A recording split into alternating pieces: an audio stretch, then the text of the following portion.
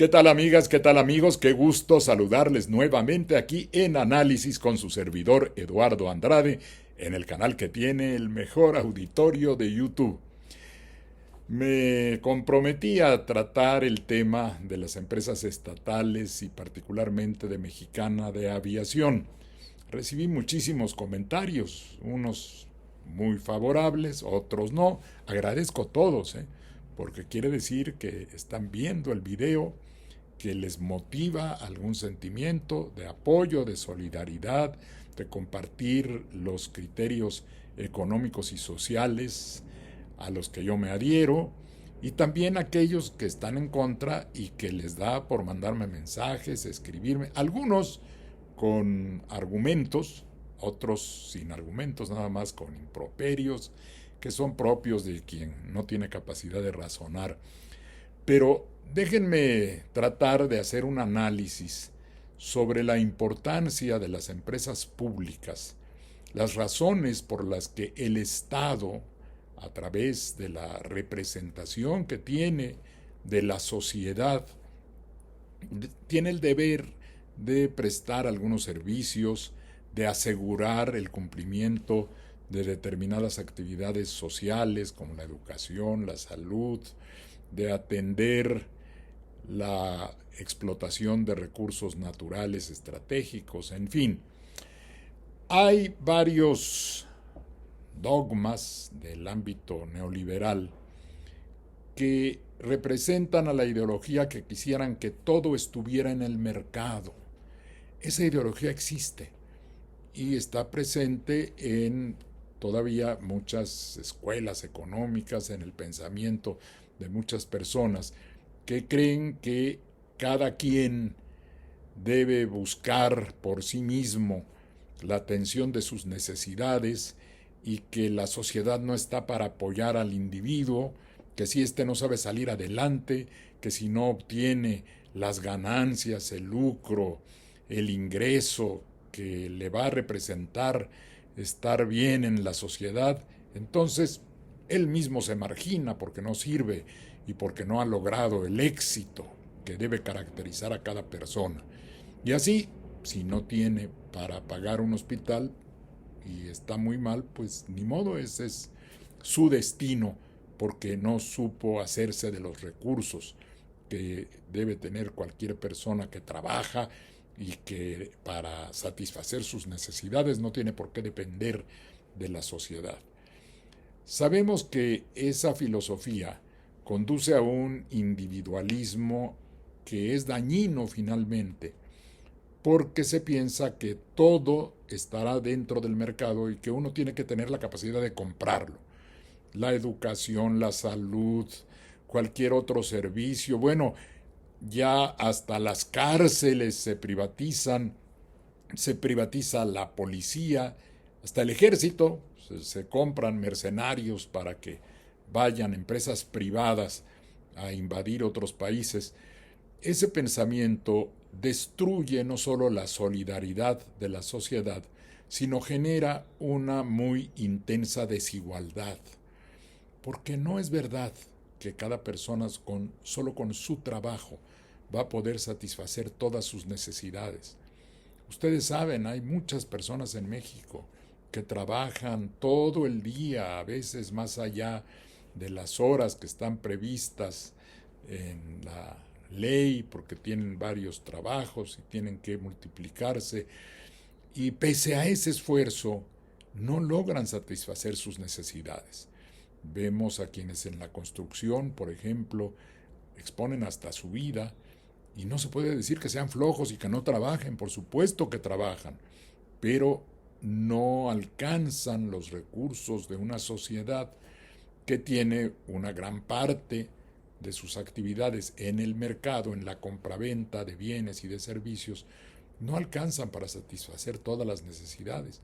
Entonces tiene que entrar la sociedad en su conjunto a proteger a la persona, no porque ésta sea holgazana y no merezca ese apoyo, sino porque, por ejemplo, desde el principio de las medidas que se tomaban para proteger a los trabajadores primero de los accidentes de trabajo, se hacían fondos mutualistas de aportación de los propios trabajadores para protegerse, para asegurarse que se pudieran atender situaciones derivadas de un accidente de trabajo. Luego el Estado fue entrando a esto, a decir, hay que crear un seguro social que proteja a las personas. Claro, habrá que pagar, por eso el patrón tiene que pagar, hay una parte que aporta también el trabajador y otra que pone el Estado para que se puedan satisfacer ese tipo de necesidades colectivas. De modo que el Estado tiene que realizar esa función. También el caso de servicios como la educación, la salud, no pueden quedar totalmente privatizadas, pero la idea neoliberal es ojalá la mayor parte de eso fuera al mercado, a la compra, a la venta, a la llamada ley de la oferta y la demanda. Y para algunas funciones económicas que participan de esa venta en el mercado, el Estado también tiene una función. Una primera tiene que ver con los recursos naturales, porque los recursos naturales son de todos. El petróleo debe ser de todos, los hidrocarburos deben ser de toda la sociedad para su beneficio y no para el lucro particular. Ese es un principio que debe imperar para satisfacer necesidades de toda la sociedad. Y cuando yo planteo este asunto de Mexicana de Aviación, que me parece que es un acierto el tener una empresa de aviación propiedad del Estado mexicano, me dicen, es que quiere regresar al pasado, es uno de los argumentos.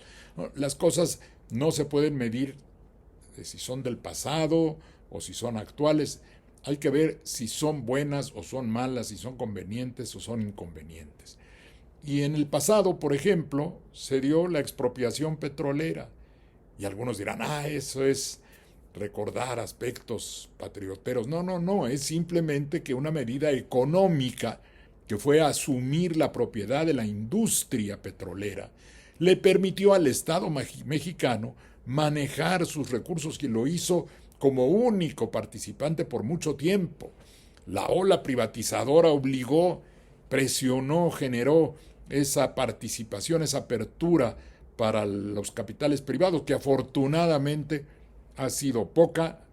Todo lo que se había ofrecido, que vendría jauja en el momento en que se privatizaran las posibilidades de explotar nuestros hidrocarburos, quedó en un papel.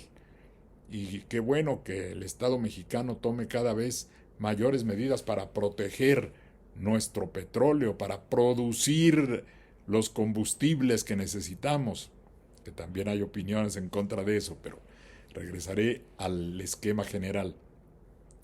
La explotación del petróleo, se decidió en el pasado, y ese pasado, gracias a ese pasado, México ha recibido una gran cantidad de recursos manejando su propio petróleo, su gas, y hay la conseja de que Pemex no sirve, de que está quebrado, de que hay que venderlo, eso dicen desde el ámbito neoliberal.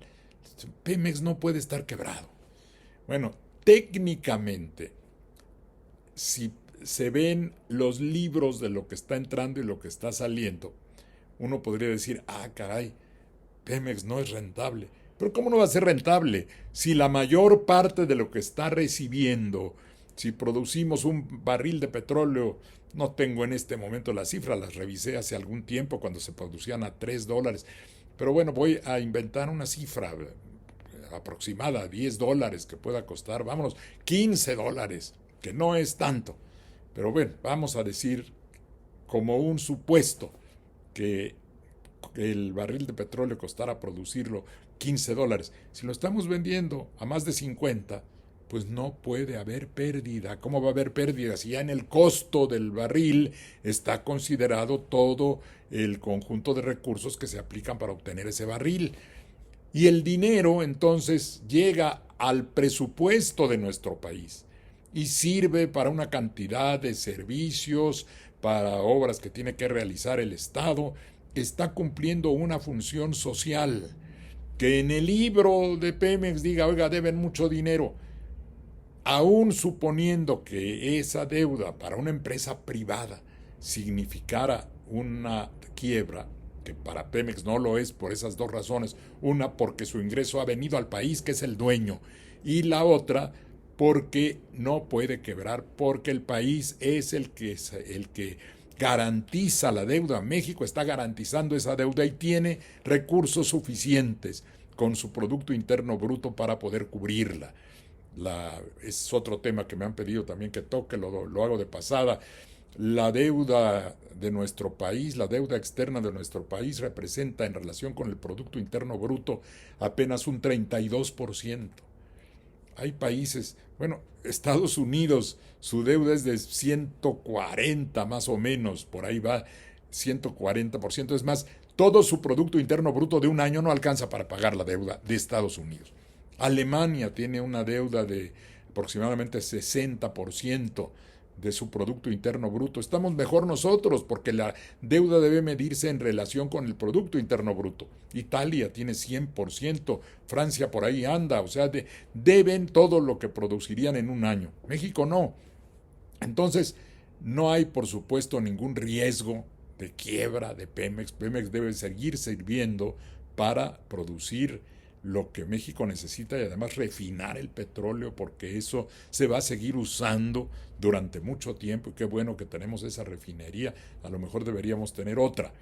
La refinería también cumple una función social como una empresa propiedad del Estado, porque además de la necesidad de que el Estado controle sus recursos naturales estratégicos, y qué bueno que está nacionalizado el litio, que es ahora también un mineral importantísimo para que lo controle el Estado mexicano y para que los ingresos sirvan a nuestro país.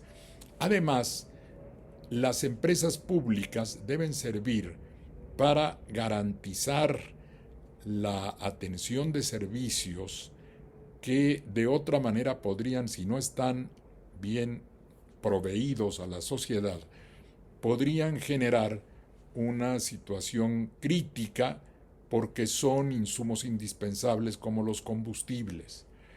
Entonces, producir nuestro propio combustible y no depender del extranjero tiene mucho sentido para la soberanía nacional, porque la soberanía también es independencia, no estar dependiendo de otros proveedores.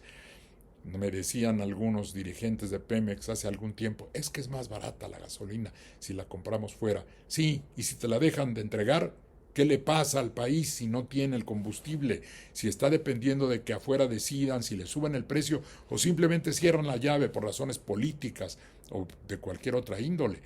Por eso, de aquello de lo que uno depende para vivir, para que camine la economía, necesitamos asegurar lo más posible que nosotros lo produzcamos. Y si el Estado tiene que intervenir para eso y tiene que aportar incluso recursos públicos para mantener ese tipo de aprovisionamiento, está cumpliendo una función estratégica.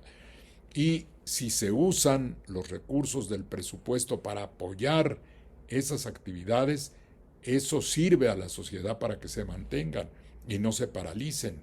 E incluso, miren, este sistema que ha tenido México, y qué bueno que lo tenemos para compensar el ingreso del petróleo con lo que todavía hay que pagar de gasolina por importarla. Pues si sube el precio internacional del petróleo, vamos a tener más ingresos para el Estado mexicano. Pero al mismo tiempo la gasolina va a subir. Y si dejamos que la gasolina suba en las gasolinerías, va a afectar a la economía en general. ¿Qué ha hecho el Estado mexicano? Acá me sobra de lo que recibo y qué bueno que lo manejo yo el petróleo y no otros. Acá me sobra de lo que yo recibo porque subió el precio del petróleo y con eso puedo compensar, le doy un subsidio a la gasolina para que resulte en un precio que no impacte al mercado, que no impacte a todas las actividades que dependen del combustible. Eso lo puede hacer México porque tiene su empresa estatal que le permite realizar esa maniobra. Servicios básicos, por ejemplo, la luz, la electricidad, no tiene por qué prestarse con un espíritu de lucro. La ganancia, lo decía yo el otro día en la grabación anterior, está muy bien que haya ganancias privadas, hay muchísimas actividades donde la iniciativa privada, el riesgo, el aportar capital, el tener imaginación, el trabajar y abrir puestos de trabajo para otras personas, eso es fundamental para la economía, claro que lo es. Y puede existir y debe existir en muchísimas actividades económicas, pero cuando se trata de un servicio indispensable, como es la electricidad, no puede dejarse a la oferta y la demanda o al propósito de lucro de quienes manejen las empresas. Porque la filosofía del empresario individual, que como decía cumple una importante función, es cómo voy a ganar dinero. Y en eso también cuenta que pues no pague mucho de salarios, que trate de que sus impuestos, bueno, hay quienes de plano no quieren pagar nada, ¿no? Pero hay otros que buscan a ver que el contador encuentre mecanismos para que se pague menos impuestos y si es dentro de la ley, pues uno entiende que el empresario invirtió para ganar. También hay que tener cuidado que no haya abusos, porque los hay, pero esa función económica es respetable. Pero si ese lucro se va a obtener a costa del sacrificio de muchas personas, como ha pasado en España, para pagar cantidades que no aguanta su economía, para tener ese servicio del que no pueden prescindir, porque no pueden decir, bueno, pues quita la luz y no importa ya, así dejamos de pagar. No se puede. Entonces, el Estado tiene que prestar ese servicio. Miren ustedes, se dice en general que el Estado en todas partes es un mal administrador y que no debe tener empresas. Y en todas partes se fueron privatizando. Francia privatizó en buena parte su industria eléctrica. ¿Y qué acaba de hacer hace poquito? Volverla a nacionalizar. Ya, Electricité de France, que se llama la empresa que brinda este servicio, no solo en Francia, sino da también servicio a otros países, es totalmente propiedad del Estado francés. ¿Por qué? Porque es importante que muchas cuestiones de ese tipo las maneje el Estado en los propios Estados Unidos, que son tan contrarios a la empresa pública. Está la autoridad del Valle, es Tennessee Valley Authority, si no recuerdo mal, que es una productora de electricidad en la zona del Valle de Tennessee. Ahí esto surgió en la época de Franklin D. Roosevelt, que impulsó este tipo de participación estatal, de intervención del Estado en la economía, en un país incluso donde eso se supone que no les gusta.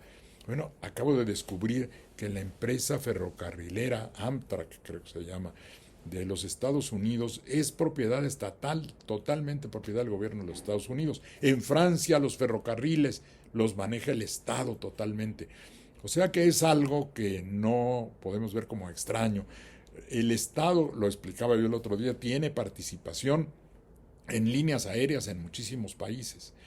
Y en el caso de Mexicana de Aviación, alguien me decía en uno de los mensajes de los que tenían sentido, me decía, es que cómo entonces Mexicana va a competir con ventaja contra otras empresas que pagan sus impuestos y pagan derechos.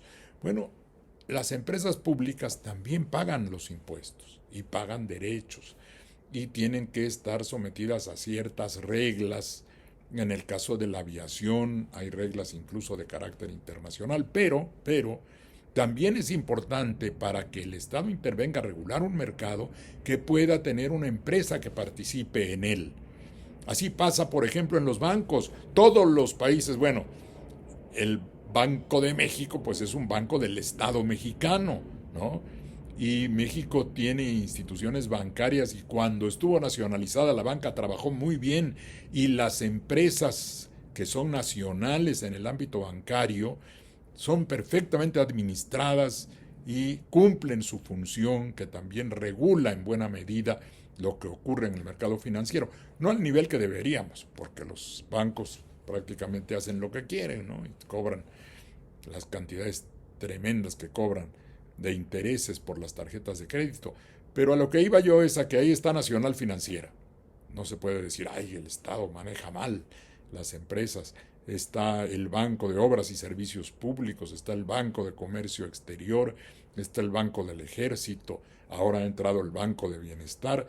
Bueno, y qué bueno que ha entrado este banco y ojalá sirva para ir regulando y la propia competencia puede ser regulada con la participación de empresas del Estado.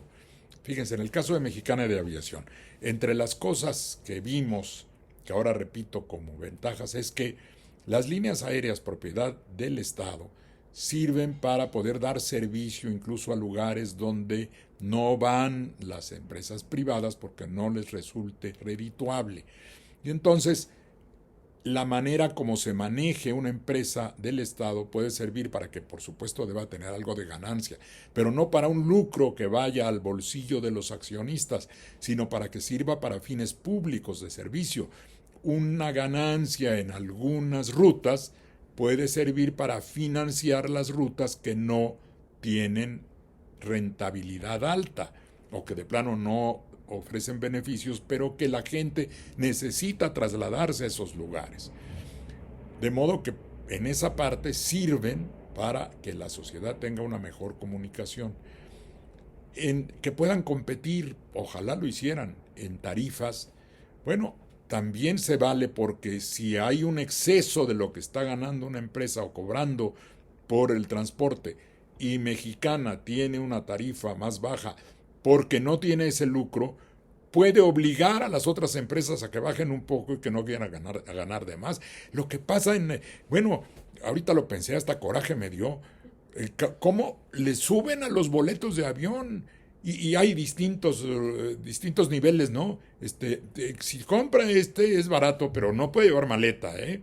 Pero no sabemos si va a tener asiento o si va a ir parado ahí colgado. Nada más eso falta pronto, ¿no? Que le pongan, hágalo ahí a los aviones para que no tiene usted para pagar el asiento, pues váyase de pie. Es lamentable. No sé si a ustedes les ha pasado, ve una tarifa, ahorita la estoy viendo, una tarifa de vuelo X a Monterrey, y la veo y digo, pues sí, puedo tomar esta. Luego me distraigo tantito, voy a ver otra cosa, regreso y ya es otra, más elevada, y la suben de un día para otro. Yo no entiendo cómo es posible eso de la oferta y la demanda, que porque hay más demanda y ahora le subo en el mismo vuelo, le subo a la cantidad del precio del boleto. A mi juicio está mal. Debería haber, si hay un proceso sí de venta en el mercado y saber más o menos cuál es la cantidad que debe valer un boleto para que tenga su utilidad la empresa. Bueno, pues que ese sea el boleto que yo sepa que me va a costar hoy o mañana, o si lo compro al llegar al aeropuerto, pero no que me cambien el precio de un rato para otro, ¿no? Entonces, si ahí entra una empresa del Estado y logra, porque no va a competir para ganar más dinero, puede establecer un sistema de competencia para obligar a las otras empresas a que ajusten también sus precios y no abusen. Hay pues una gran cantidad de beneficios. Es más, si hay necesidad, también alguien decía, es que de nuestros impuestos entonces se van a pagar las pérdidas de esa empresa. En primer lugar, aún suponiendo que no gane y que esté dando un buen servicio para lugares a donde no van las otras líneas, aún así no sería una pérdida. Bueno, es una pérdida contable, pero no es una pérdida social, es lo que pierden de vista los neoliberales. ¿Cuál es el valor que tiene para la sociedad el hecho de que una empresa del Estado esté cumpliendo esa función, aunque pierda, entre comillas, dinero? Porque eso que pierde, en realidad lo están ganando personas que están usando ese servicio. O la oferta de trabajo, el aumento de puestos laborales, es algo que también pierden de vista en los cálculos muy elaborados del neoliberalismo. Fíjense, si una empresa, vamos a poner Mexicana de Aviación, los empleos que cree, bueno, no será seguramente una cantidad enorme, pero son empleos de muchas personas que van a trabajar ahí, que habrá empleo para los pilotos, en vez de que se tengan que ir a volar aviones en otros lados. Habrá el empleo para los asistentes de vuelo, para quienes estén en la administración, en la venta de boletos, en los servicios de mantenimiento de los aviones. En fin, es una gran cantidad de empleos que, aun suponiendo que haya una pérdida, es lo que dicen los contrarios, si ese dinero va a esos empleos que no existían, estos señores y señoras nuevos empleados que tienen estos trabajos creados van a pagar impuestos, van a comprar bienes en el mercado, van a comprar servicios. Eso activa la economía. El dinero, la economía es cíclica. Y hay que ver que un dinero que no entró, por ejemplo, a un ingreso que hubiera sido para accionistas de una empresa privada, pues acabó en la bolsa de los trabajadores o acabó en la bolsa de los que prestan servicios para esas empresas del Estado. Y eso va a caer a la economía y va a generar demanda de productos y va a pagarse un impuesto al Estado. De modo que no hay que juzgar a las empresas del Estado solo como si fueran una empresa privada. ¿Cuánto ganaste y cuánto perdiste el día de hoy? No. ¿Qué servicio prestaste? ¿Cómo le sirvió a eso a la sociedad? Hay que hacer cálculos. Los economistas, deberíamos tener economistas en México que ganaran un premio Nobel por hacer un cálculo de cómo gana la sociedad a partir de lo que realizan o de las actividades que efectúan las empresas estatales. ¿A dónde va ese dinero? ¿A dónde ha llegado? Lo que aparentemente no fue productivo porque no generó un beneficio para unos accionistas, ¿a quién benefició? Ese ingreso o el ingreso que supuestamente dejó de entrar, ¿a dónde fue? ¿A dónde llegó? ¿Qué impacto económico produjo? Los salarios pagados a las personas que están trabajando ahí, algunos dicen, es trabajo improductivo. No, no es cierto, el trabajo es productivo. E incluso, aunque la productividad medida en términos del lucro privado no sea la misma, de todas maneras hay un grado de productividad para el país, para el Estado. Miren, en el caso de Pemex, por ejemplo, yo recuerdo desde hace mucho tiempo, bueno, y a lo mejor puedo reconocer que tengo un sesgo a favor de Pemex. Bueno, mi padre trabajaba para Petróleos Mexicanos, mis tíos, toda mi familia en Coatzacoalcos trabajaban para Pemex, en la oficina central de la zona sur, que estaba, la recuerdo muy bien, a cuadra y media de la casa de ustedes, allá en Coatzacoalcos, de la época prehistórica, un bonito edificio, era uno de los mejores edificios del pueblo. Ahí iba yo a pasar algunas tardes, a veces con mi papá, que ahí trabajaba, y luego pues muy cerca de la refinería de Pemex, la veíamos ahí, un símbolo de la capacidad mexicana para el manejo de esta industria. Y después, cuando en la zona de Pajaritos y La Cangrejera se hizo un gran desarrollo petroquímico, que luego se perdió por la privatización, que no sirvió de nada. Se perdió eso, se perdió la producción de fertilizantes que se ha recuperado. El Estado debe tener una propia productora de fertilizantes, productora de semillas. Tuvimos a la Conasupo, que era una gran empresa que luego se desmontó y se hizo pedazos. Y ahora, afortunadamente, bueno, se van recuperando, ¿no? Como Diconsa, Liconsa, Segalmex, independientemente de cuestiones que hayan ocurrido ahí de tipo indebido que hay que condenar y perseguir. Esa actividad es importantísima para el país. Y lo de la competencia contra el sector privado. Miren, las tiendas, por ejemplo, la tienda de la UNAM, y hay tiendas del ISSSTE todavía, creo, tienen un papel importante en la sociedad. Yo recuerdo, yo tuve a mi cargo, no directamente, pero era yo el subdirector de prestaciones económicas del ISSSTE hace ya bastantes años, en 1980, 83, por ahí. No, de 79 a 83. Y había toda otra subdirección que era de prestaciones sociales y se manejaban las tiendas del ISSSTE. y operaban bien administradas, y supongo que así sigue ahora, o la tienda de la UNAM, y se quejaban y querían acabar con ese tipo de tiendas los los supermercados privados, que también tienen su espacio. Y entonces las tiendas públicas pueden servir para moderar, para modular el alcance de los precios que tiene el sector privado, y no se van a destruir, no van a dejar de ganar las tiendas que se manejan a través de empresas de carácter particular. De modo que todo lo que sirva y se calcule bien para el país, esos empleos, les decía yo brevemente, ya voy a concluir, vamos a suponer, algunos dicen, oigan, es que Pemex podría ser lo mismo con menos trabajadores. A lo mejor sí, a lo mejor sí. Pero ese es el criterio estrictamente privado.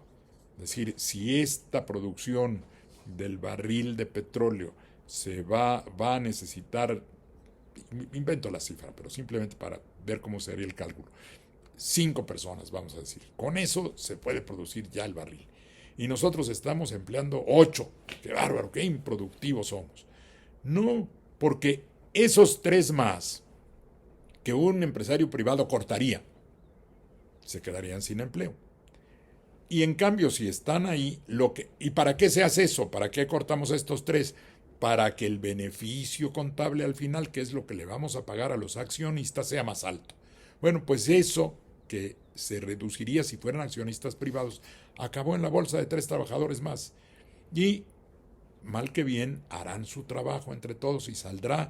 Y lo que les decía, un cálculo económico podría decir, ese dinero aparentemente improductivo le está sirviendo a la sociedad. Esos 3 trabajadores terminan de trabajar, se van a ir al mercado, van a comprar sus cosas, van a pagar sus impuestos, y eso es un ciclo benéfico para la sociedad. Además no lo estoy inventando yo, lo decía un gran economista, Keynes, en la época de los 30. Él llegó a decir que incluso el trabajo totalmente improductivo había que propiciarlo. Se decía entonces que algunos trabajadores podían hacer un agujero en el suelo y luego llegar otros a rellenarlo.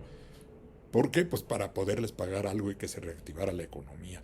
Así es que eso se cumple a través de las funciones que realiza el Estado, y lo que implique un dinero incluso que vaya de los impuestos y que sean subsidios. Los países desarrollados, en Estados Unidos incluso hay una empresa pública del Estado, una compañía que se encarga de atender las necesidades del trabajo del campo, que en el fondo son subsidios para los agricultores.